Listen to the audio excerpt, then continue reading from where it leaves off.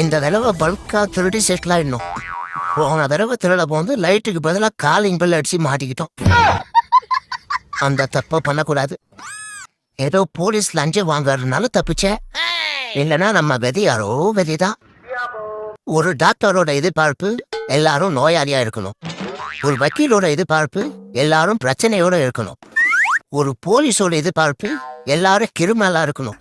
ஆனா ஒரு திருடம் மட்டும்தான் எல்லாரும் வசதியா இருக்கணும், ராத்திரி நிம்மதியா தூங்கணும்னு நினைப்பான்.